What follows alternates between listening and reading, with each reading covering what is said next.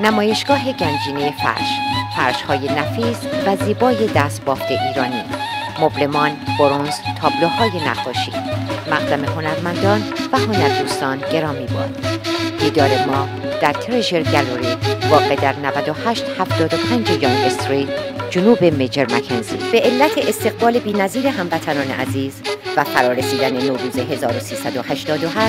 مدیریت گنجینه فرش تا 50% تخفیف را تا یک ماه دیگر تمدید می‌نماید. دیدار ما در گالری گنجینه فرش.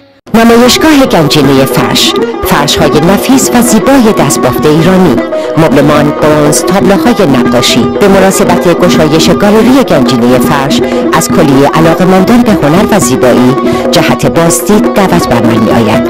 مقدم هنرمندان و هنردوستان گرامی باد. دیدار ما در ترژر گالری واقع در 9875 یانگ استریت، جنوب میجر مکنزی. در صورت خرید تا آخر ژانویه از تخفیف ویژه تا 50% برخوردار خواهید شد. مدیریت گالری آقای فاطمی. نمایشگاه گنجینه فرش‌های نفیس و زیبای دستبافت ایرانی، مبلمان، برنز، تابلوهای نقاشی، مقدم هنرمندان و هنردوستان گرامی باد.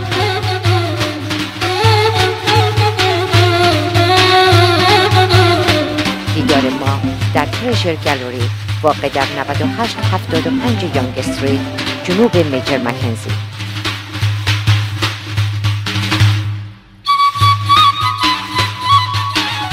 عیدتان مبارک.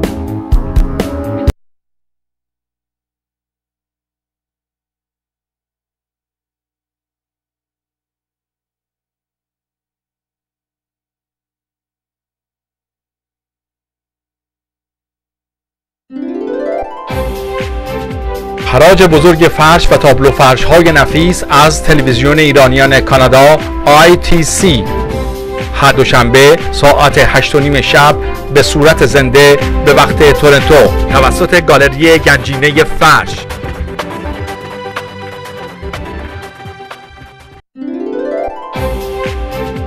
حراج بزرگ فرش و تابلو فرش های نفیس از تلویزیون ایرانیان کانادا ITC هر دوشنبه ساعت 9:30 شب به صورت زنده به وقت تورنتو توسط گالری گنجینه فرش.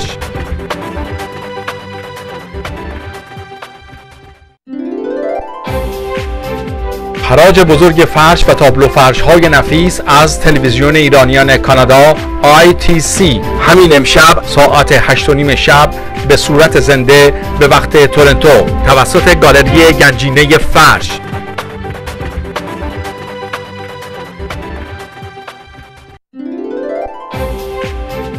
حراج بزرگ فرش و تابلو فرش های نفیس از تلویزیون ایرانیان کانادا ITC همین امشب ساعت 9:30 شب به صورت زنده به وقت تورنتو توسط گالری گنجینه فرش.